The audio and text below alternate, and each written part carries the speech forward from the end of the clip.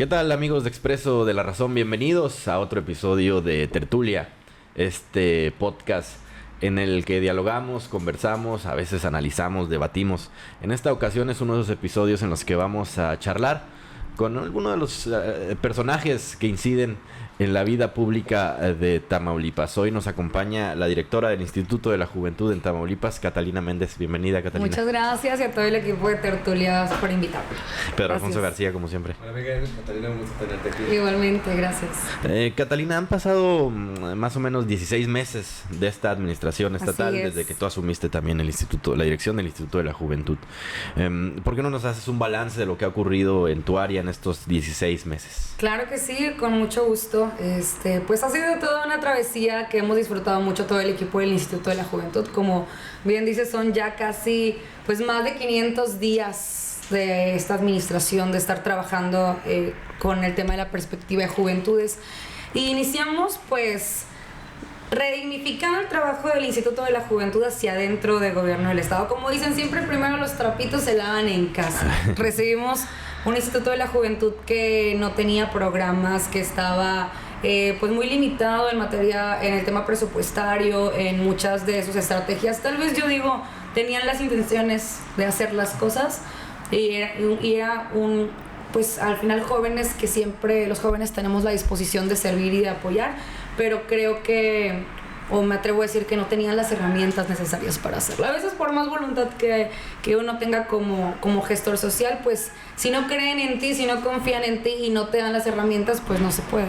Entonces iniciamos analizando esto. Quiero decirles que el Instituto de la Juventud pues logró cumplir una promesa que hizo nuestro señor gobernador, el doctor Américo Villarreal Anaya, desde antes de ser gobernador, que era justo esto: rescatar del olvido al Instituto de la Juventud de Tamaulipas. Entonces, una de las principales metas era que el instituto volviese a ser la principal línea de vinculación y de comunicación entre los jóvenes y su gobierno. Uh-huh. Siempre digo que iniciamos con una gira estatal el primer año, en octubre, el primer mes del primer año de administración, y impulsando las consultas juveniles.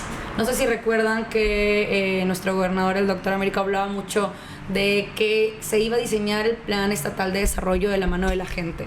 Y se hicieron consultas ciudadanas y nosotros empezamos con las consultas juveniles, donde participaron más de 10,000 jóvenes de los 43 municipios del estado. Y pues iniciamos escuchando el sentir, las necesidades, las propuestas y hasta las protestas, ¿verdad?, de los uh-huh. jóvenes. Y nos topamos con que la principal característica era que teníamos un Instituto de la Juventud que la mayoría de sus jóvenes no sabían que existía. Al municipio al que llegábamos, lo primero que les preguntábamos era: ¿cuántos de ustedes conocen al Instituto de la Juventud? ¿O han escuchado hablar? Nadie. Así de abandonado estaba, digamos. Nadie. Imagínate, ¿cómo crees que los jóvenes no sabíamos que existía una dependencia dentro del gobierno del estado, un organismo, un instituto que estaba diseñado especialmente para trabajar por y para nosotros? Desde ahí estábamos mal, desde ahí dijimos: uh-huh. Ay Dios, pues esta es una tarea todavía más grande, ¿no? Sabíamos que iba a ser difícil, pero no sabíamos qué tanto. Empezamos de cero. Uh-huh. Empezamos reorganizando, ahora sí que reestructurando la operatividad del instituto. Presentamos una agenda de trabajo a nuestro gobernador, que apoyó para los diferentes proyectos de atención a prevención del embarazo adolescente, prevención y de los ciberdelitos, para promover la ciberseguridad. Estuvimos trabajando, diseñamos proyectos y estrategias para aportar en este caso y promover la salud mental, para trabajar en este caso la prevención de adicciones. Entonces, dentro de las principales situaciones o de las problemáticas principales que enfrenta la juventud a nivel nacional, que por supuesto pues se veía reflejado también en Tamaulipas, y fueron proyectos que estuvimos impulsando durante este año. Hoy podemos decir que en todas las dependencias del gobierno del estado, en todas las secretarías, existe ya una instancia de atención a la juventud, cosa que no teníamos antes. ¿Cuáles son las prioridades para el gobierno del doctor Américo Villarreal para la juventud tamaulipeca? Principalmente el tema de salud.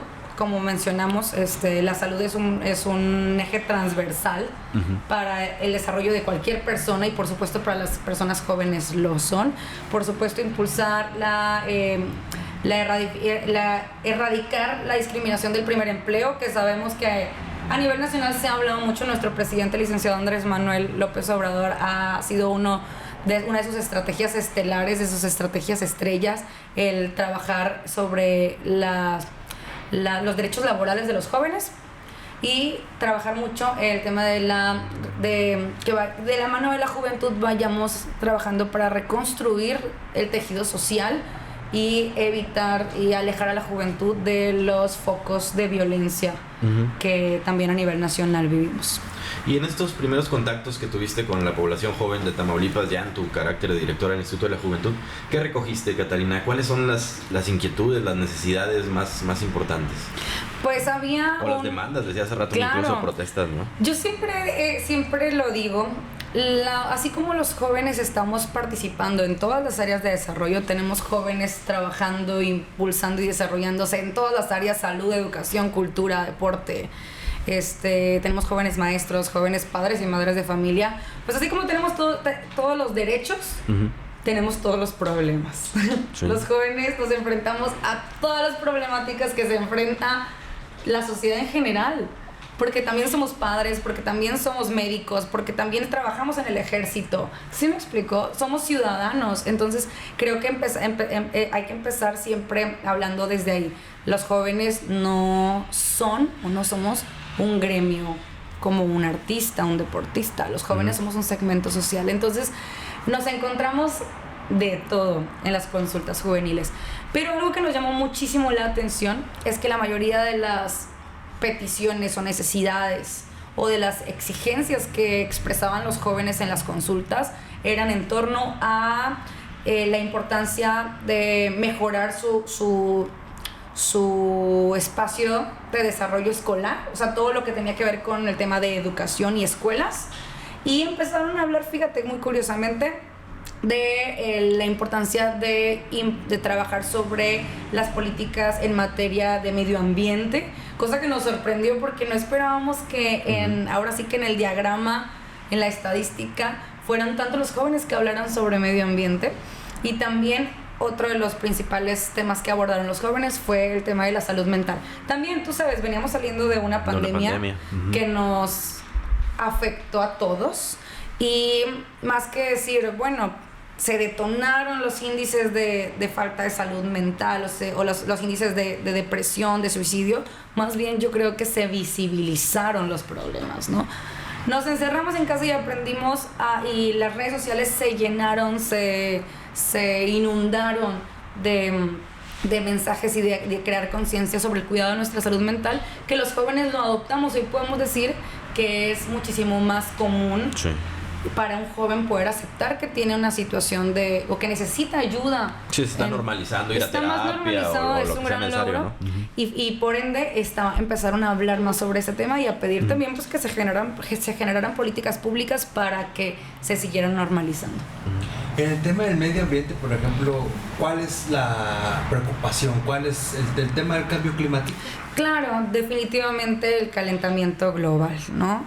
Los jóvenes sea a nivel internacional, en redes sociales, y cada vez también me atrevo a decir que el contenido que consumimos pues nos ayuda a ir entendiendo la responsabilidad que tenemos como generaciones nuevas al ser los herederos del planeta, en que urgentemente se empiezan a tomar acciones y medidas para proteger nuestro medio ambiente.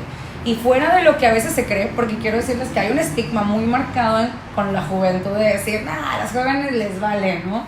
Los jóvenes son apáticos, no les interesa, los invitas a participar y ellos andan en su rollo, y no es cierto. Nos dimos cuenta, imagínate, fueron 10.633 jóvenes que participaron en las consultas, y un gran porcentaje, alrededor del 30% de toda la participación, mencionaron al menos una vez el tema de la protección del medio ambiente. Oye, Catalina, hablando de esto que decías, de esta estigma o no sé, de que los jóvenes están normalmente alejados de su entorno, viven en un mundo muy individualista. ¿Tú crees que no es así? Es decir, ¿cuál es tu percepción de los jóvenes? Definitivamente es un error. Esa creencia, ese estigma es un error. Uh-huh. Y no lo digo por ser la directora del Instituto de la Juventud de Tamaulipas y porque es el tema, ahora sí que es mi universo. Lo digo porque lo he visto en carne propia. El problema no es que los jóvenes, o el obstáculo no es que los jóvenes no quieran participar ni en proyectos de desarrollo social, ni en cultura, ni en deporte, ni en política, ni en cualquiera que sea nuestra aportación para la sociedad. No es que no queramos participar, es que no estamos llegando a los jóvenes con el lenguaje correcto. Yo creo, y es un tema bastante padre para mí compartirlo con ustedes como comunicadores, yo creo que el problema es un tema de comunicación. Hay un concepto, una perspectiva social, un enfoque social que se llama perspectiva de juventudes. Es un enfoque como lo es también la perspectiva de género, uh-huh, etcétera, que de pronto la conocemos más, que nos habla pues que no puedes gobernar para un segmento social del cual no conoces y no sabes cómo comunicarte con él. Entonces estuvimos trabajando este año con la perspectiva de juventudes, aplicándola en todas las estrategias de gobierno para identificar si verdaderamente se trataba de que los jóvenes no les interesaba participar, y al momento en el que llegamos con ellos y les aprendimos a hablar en su idioma, hablándoles en un lenguaje que fuera interesante para ellos, presentándoles las estrategias y los programas y las problemáticas sociales de ellos como actores y con un empoderamiento de que, más que decirles no te drogues porque eso te hace daño, no tengas relaciones sexuales sin protección porque tú estás todavía muy chiquito y eso significa que no puedes. Eres inmaduro y, sí, y es una responsabilidad con la que no puedes. Teníamos que cambiar el discurso con la juventud. Más bien, tienes la capacidad y el poder de decidir cuándo hacer las cosas. Uh-huh. Tienes la capacidad de decir no gracias cuando alguien te ofrece una primera droga. Uh-huh. No gracias, no la necesito. Empezamos a trabajar con ellos ese empoderamiento, empezamos a presentarles los programas y los proyectos con un discurso de activación, de invitarlos, y nos dimos cuenta que de un foro de 200, de 300 jóvenes, el 85% al momento de decirles, a ver, entonces, ¿quiénes de ustedes se van a sumar a ser parte de esto? El 85% levantaba la mano y decía, yo quiero participar. Porque los jóvenes sí queremos participar. Es más, los jóvenes ya estamos participando, ¿no? Entonces, solo tenemos que aprender a comunicarnos con la juventud. El mundo cambió radicalmente en los últimos 10 años. Tenemos generaciones completamente distintas.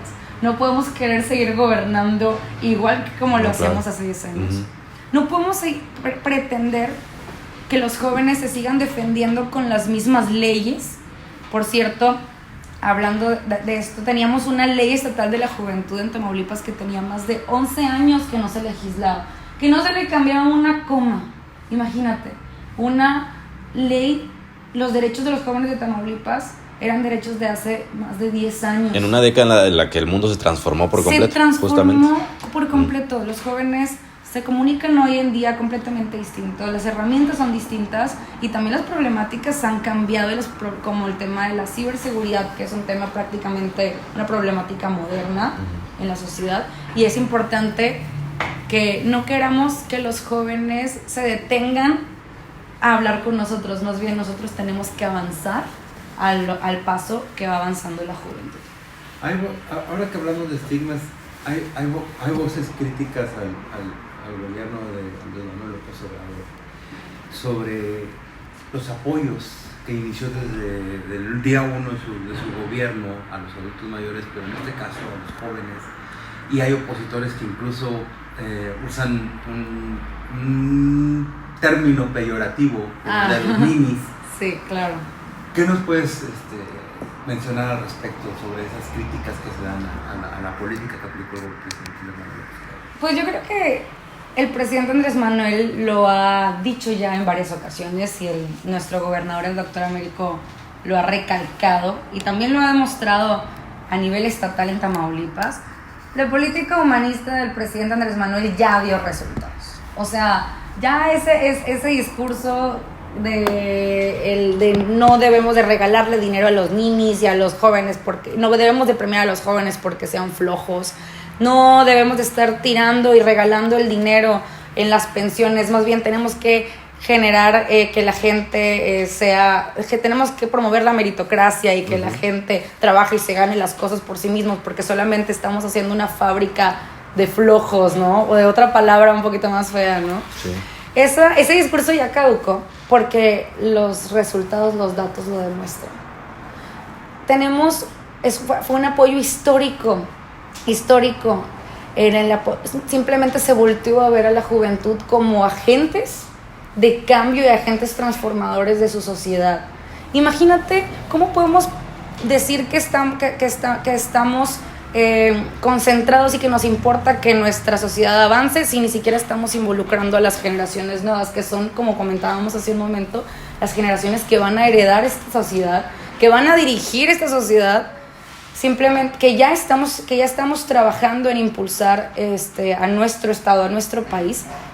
Entonces la política humanista, los gobiernos humanistas ya dieron resultados y ya demostraron que cuando se pone en primer lugar la voluntad y el derecho del pueblo y de la gente, entonces también el pueblo y la gente se involucran en el desarrollo de su sociedad y todos estamos mejor. Esa frase de por el bien de todos, primero los pobres, ya dio resultados, ya demostró que no era solamente una frase propagandística y que no se trataba de un gobierno con un proyecto socialista y los llamaron populistas, pero es la base de cualquier transformación social, el trabajar con la gente, en primero nutrir y cumplir con los derechos básicos que tiene la población y posterior a eso, pues entonces les va a ir bien o nos va a ir bien a todos.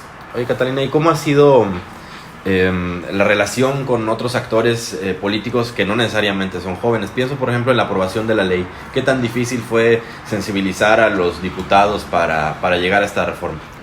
Yo siempre he dicho que cuando se tienen los aliados correctos, también todo es posible, ¿no? Cuando tienes una buena causa, si no hay y una buena bandera, una buena iniciativa, si no hay quien logre tener la sensibilidad de entender y de valorar esa iniciativa, pues entonces ahí nos quedamos como activistas estancados. Y creo que lo que marcó la diferencia de que esta ley pudiese haber sido diseñada y aprobada fue que teníamos 100% el respaldo de nuestro gobernador, del doctor Américo. Yo no dudo que en otras administraciones los jóvenes hayan presentado iniciativas y hayan querido hacer un sinfín de cosas, pero cuando quien está en el lugar en donde se toman las decisiones, donde se definen las estrategias, pues no les interesan los jóvenes, pues entonces no hay nada que podamos hacer. Y si algo caracteriza al doctor Américo Villarreal es que él siempre ha sido un convencido y siempre ha sido un defensor de la participación de los jóvenes. Cuando le presentamos todavía el proyecto de que queríamos empezar a reformar la antigua ley estatal de la juventud, desde entonces nos brindaron todo el apoyo. La Subsecretaría de Enlace Legislativo del Gobierno del Estado nos estuvo apoyando y nos guió en todo el proceso del diseño de la ley. Fuimos en este caso y presentamos el proyecto al Congreso del Estado, en este caso con la diputada presidenta de la Junta de Gobierno del Congreso, la diputada Úrsula Salazar Mojica. Les gustó mucho el proyecto, tuvieron a bien ahora sí que apoyarlo, nos dieron también todas las herramientas, nos abrieron las puertas del Congreso del Estado. Estuvimos 90 jóvenes de los 43 municipios del estado en las salas de juntas y en las instalaciones del Congreso, trabajando en las mesas legislativas de la juventud. Los jóvenes presentaron propuestas, protestas. Hicimos comisiones representativas a cada comisión del Congreso del Estado y representando a los diferentes segmentos sociales. Incluimos comisiones como el desarrollo de los jóvenes en el campo, como los derechos de los jóvenes con una discapacidad, los derechos de los jóvenes de la comunidad LGBTIQ+. Incluimos hasta comisiones y áreas de desarrollo, digamos, diferentes, nuevas, que era importante que se representaran en la ley, porque llegamos a la conclusión de que no podíamos nada más intentar empezar a reformar la antigua ley. Era una ley de 10 páginas. O sea, no teníamos en la ley en los derechos de los jóvenes de Tamaulipas, no teníamos ni siquiera derecho al desarrollo al deporte. O sea, derechos muy básicos que no estaban plasmados en la ley. ¿Cómo esperarían que los jóvenes defendiéramos nuestros derechos si nuestros derechos ni siquiera estaban plasmados en la ley? Si no teníamos herramientas jurídicas, herramientas legales para defenderlas. Llegamos a la conclusión de que no iba a ser suficiente reformar la ley estatal de la juventud, sino que necesitábamos emitir una ley completamente nueva. Necesitábamos ahora sí que, pues, desechar la antigua ley estatal de la juventud y hacer una ley desde cero. Entonces estuvimos trabajando todo el año pasado en ese proyecto, de la mano del Congreso, de la mano del equipo, por supuesto, de la Subsecretaría de Enlace Legislativo. Nuestro gobernador, el doctor Américo, estuvo dándole seguimiento permanente y muy al pendiente del proceso de la ley. Y cuando se presenta la ley a finales de este año pasado, pues fíjate que me atrevo a decir que no hubo distinción de colores. Todos los diputados, las diferentes bancadas del Congreso del Estado votaron a favor. Y bien. En un Congreso en el que es muy difícil. Un Congreso que ha estado encontrado en muchos aspectos. Que creo que al final de cuentas, por ejemplo, la bancada del color azul pudo haber dicho, no, pues vamos a votar en contra porque es una iniciativa que está presentando, que en este caso presentó la bancada de Morena. Que impulsó la bancada de Morena y que presentó directamente el Poder Ejecutivo a través del gobernador, que presenta nuestro gobernador. Pero pues imagínate el golpe tan político tan grande que hubiese sido que votaran en contra de los jóvenes. Votar en contra de 1,028,000 personas jóvenes que vivimos en Tamaulipas y en contra de sus derechos. Pues ahí no hubo distinción de color. Se presentó la iniciativa del proyecto de ley y se votó por unanimidad a favor. Hasta metimos a la batucada de la UAP al pleno del Congreso del Estado, que yo dije, a ver si no nos regañan porque nunca antes había metido la batucada del pleno. Se llenó de fiesta el Congreso del Estado, la verdad fue un momento muy emotivo y pues para mí en lo personal, o sea, hablando por Catalina Méndez, pues fue un privilegio y fue un orgullo poder haber sido parte de ese proceso histórico. ¿Cómo ha sido la transición del Instituto de Bienestar a la Secretaría de Trabajo? Ha habido mucha duda con ese tema, ¿verdad? Que a veces uno se preguntan ¿por qué es que ahora el Instituto de la Juventud va a pertenecer a Secretaría del Trabajo? Te platico. A nivel nacional, en la Política Nacional de Juventudes, el presidente Andrés Manuel López Obrador tuvo a bien resectorizar el Instituto Mexicano de la Juventud a la Secretaría del Trabajo. Si no me equivoco, fue en el 2022, con la intención de involucrar a los jóvenes en las estrategias de desarrollo social integral. Trabajar con ellos en materia de desarrollo económico y desarrollo laboral para protegerlos en una etapa que es decisiva para el desarrollo y del bienestar de la persona, que es la transición entre joven estudiante a joven trabajador. ¿Han escuchado de...? Sí, todos, yo creo que nosotros también lo vivimos, no me dejarán mentir, que te acabas de graduar, primero que no sabes qué vas a estudiar, que es una decisión tan importante que tenemos que tomar a tan temprana edad y que a veces llegamos a cambiar hasta 2 o 3 veces de carrera y que terminamos estudiando algo a lo que al final jamás nos dedicamos, que era importante trabajar las estrategias vocacionales con los jóvenes desde la adolescencia, ¿no? Que la juventud pudiéramos identificar cuál es nuestra vocación y a qué nos vamos a dedicar, en qué vamos a trabajar y que pudiésemos prepararnos para eso.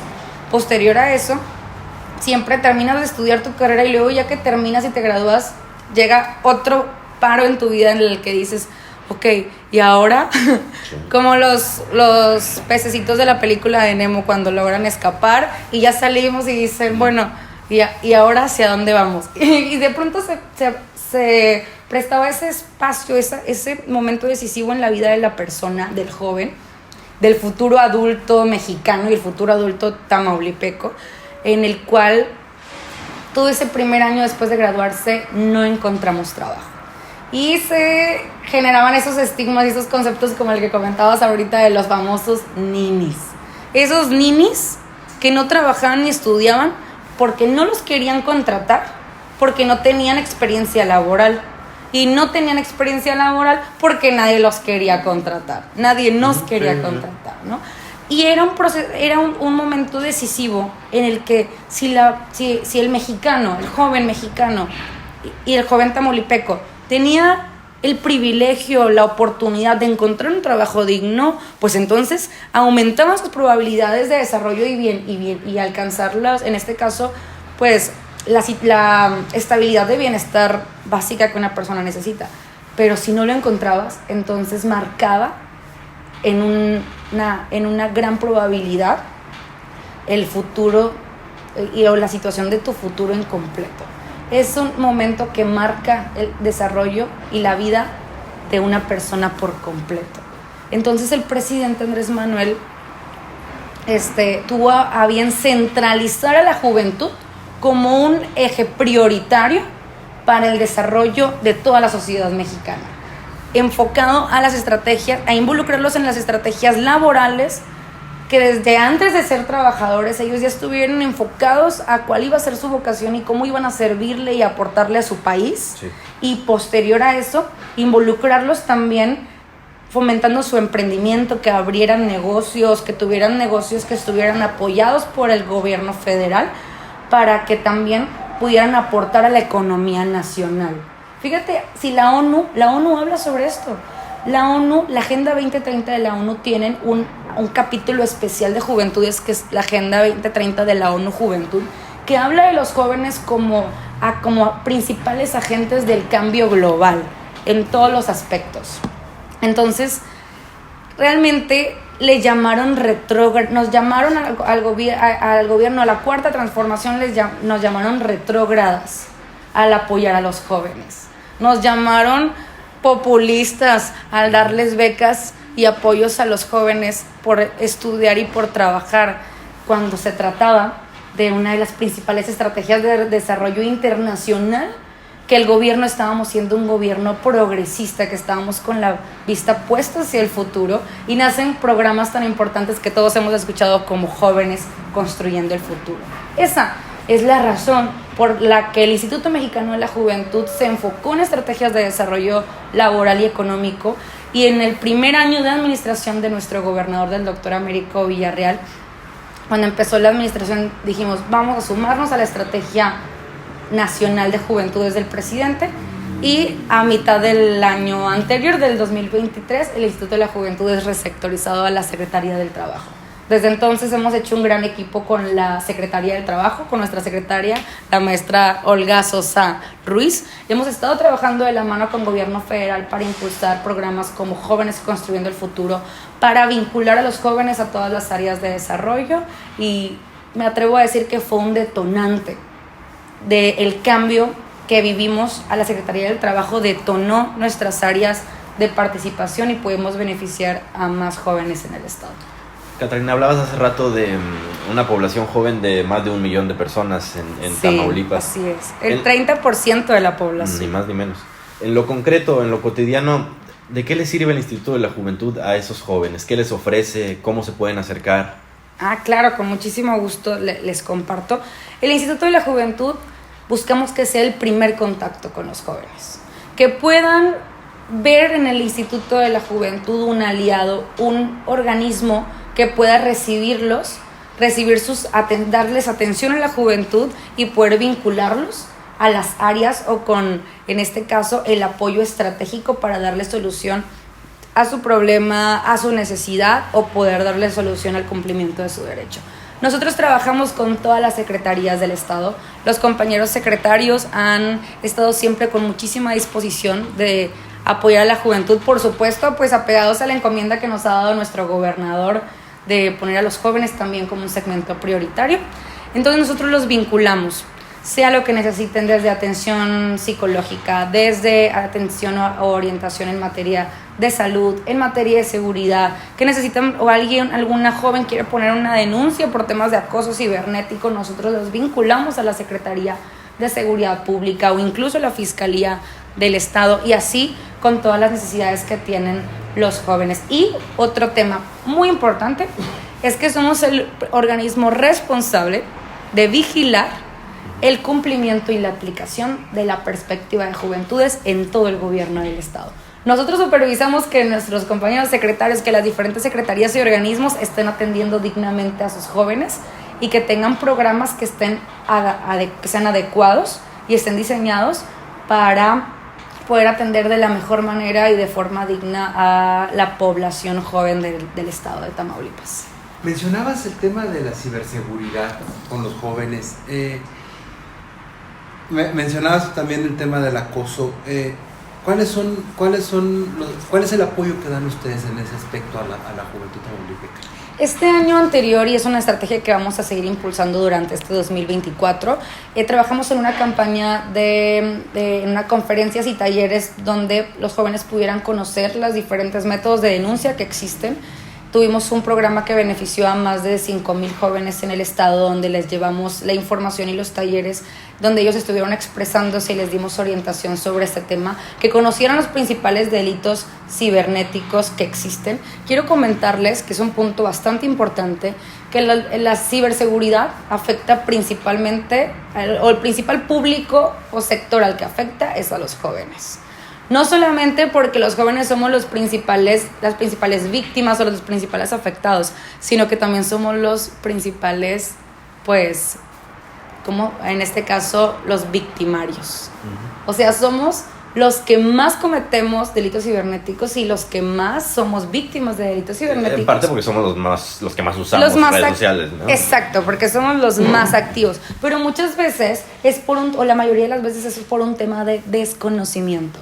No sabemos que las redes sociales deben de usar, ya son una herramienta tan importante que en este caso, donde se maneja información tan importante de las personas, que también pueden ser utilizadas pues con malas intenciones. Y muchas veces la juventud, en este caso, no dimensionamos la responsabilidad tan grande que es manejar una red social y que a veces sin darnos cuenta podemos caer en pues en este caso podemos caer en hacer un delito.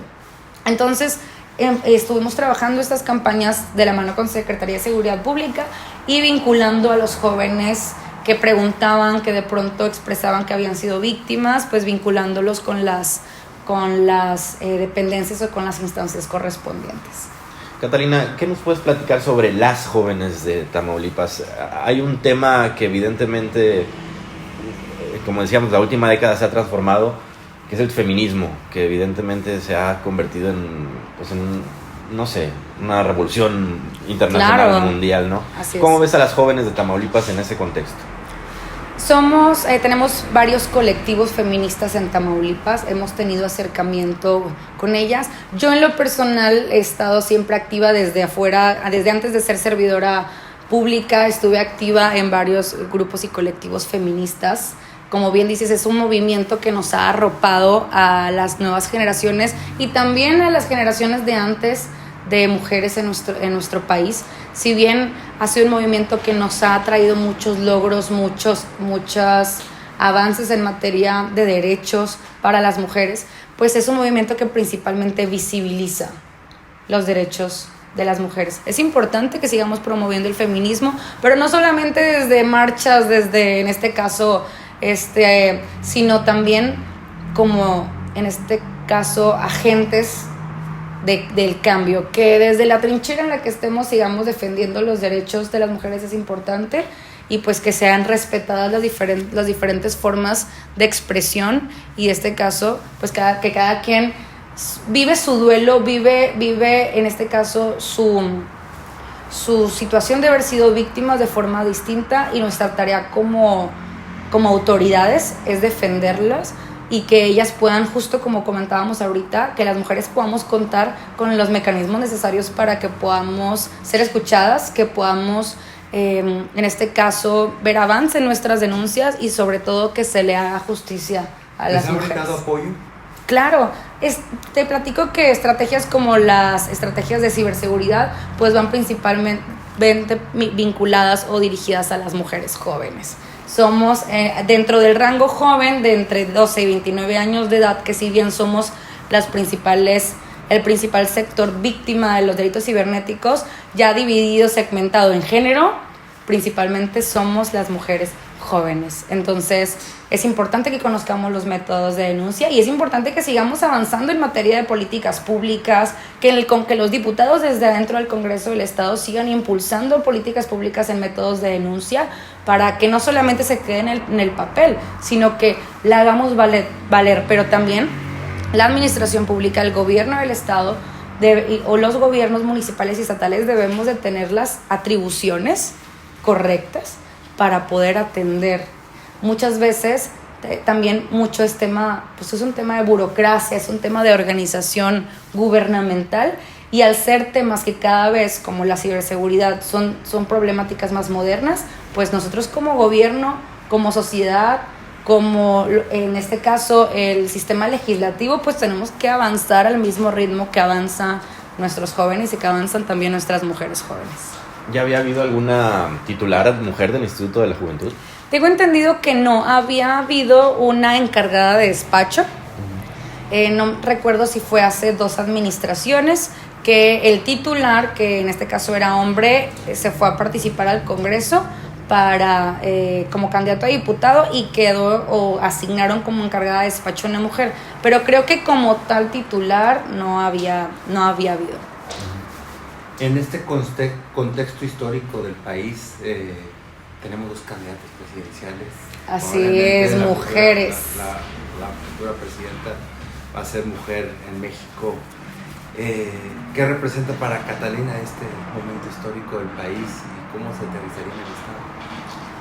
Para mí, yo lo escribiría con la palabra de congruencia.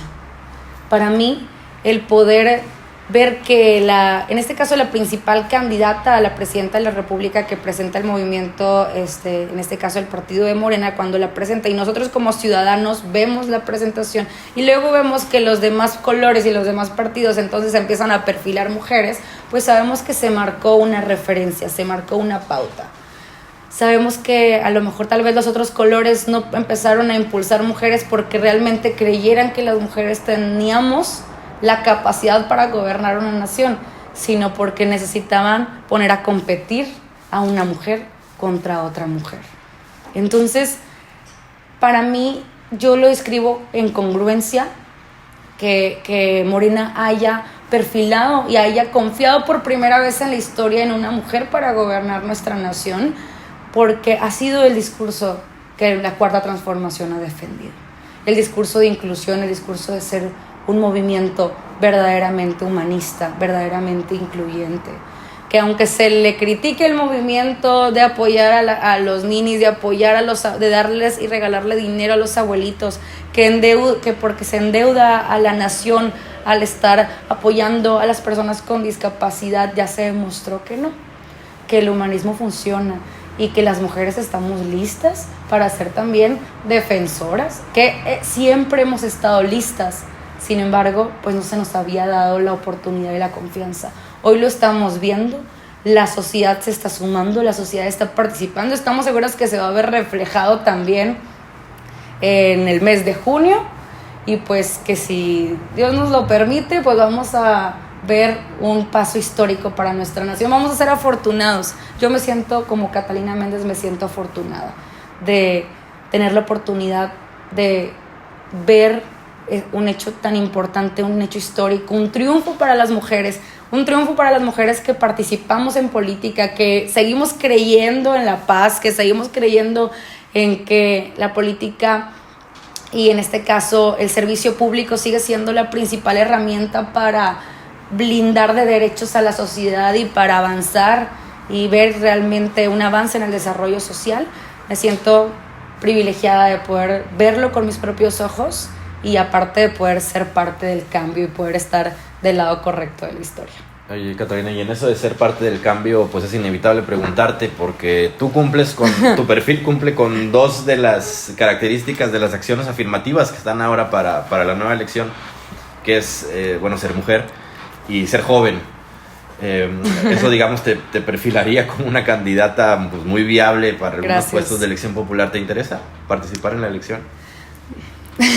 Te comparto que, bueno, ya en este caso me registré como aspirante en la encuesta interna de mi partido, si bien ahorita mi responsabilidad 100% es cumplir con la encomienda que me confió nuestro gobernador, el doctor Américo Villarreal, al frente del Instituto de la Juventud. Es mi responsabilidad también participar y por qué no el poder, ahora sí que es un derecho de todas y de todas las mujeres y de los jóvenes poder participar dentro del movimiento. Y aunque es un proceso interno, pues si la militancia y el movimiento me da la confianza y ven en mí el perfil adecuado para poder representarles, pues sin duda con ese mismo cariño y esa misma entrega lo seguiré haciendo desde cualquier otra trinchera. Para el Congreso del Estado te registraste. Así es. Vamos a ver qué pasa. Respetamos los tiempos políticos y pues ahorita nuestra encomienda es esta y vamos a seguirlo haciendo con todo el corazón. Ya para terminar mi colaboración, hablando de encomienda, ¿cuáles son las prioridades este año para el Instituto? Vamos a seguir fortaleciendo las estrategias de prevención. Vamos a seguir trabajando en este caso de la mano de la Secretaría de Educación con una estrategia nacional que está impulsando también la Secretaría de Educación Pública de la prevención de adicciones. Justo estamos ahorita terminando las mesas de trabajo para poder involucrarnos al 100% con este tema, que influye no solamente en el bienestar en materia de salud, sino también en materia de seguridad. Entonces es uno de los ejes prioritarios. Y otro importante es que queremos enfocar este año para que todas y todos los jóvenes del Estado, que somos bastantes, conozcamos nuestra nueva ley. El nombre de la ley es la Ley de los Derechos de las Personas Jóvenes del Estado de Tamaulipas, y es importante que todas y todos los jóvenes la conozcamos, que conozcamos las herramientas y los beneficios que la ley tiene para nosotros, y pues que la base de todo es que conozcamos primero que nada nuestros derechos. Después de eso pues tocará que no se quede en el papel, que ya una vez que conozcamos nuestra ley, pues el gobierno de la mano de sus jóvenes pues hagamos valer nuestros derechos. Catalina, muchas gracias. Gracias a ustedes y a todo el equipo por invitarme. Gracias, Pedro. Gracias. Nos vemos en la próxima. Hasta luego.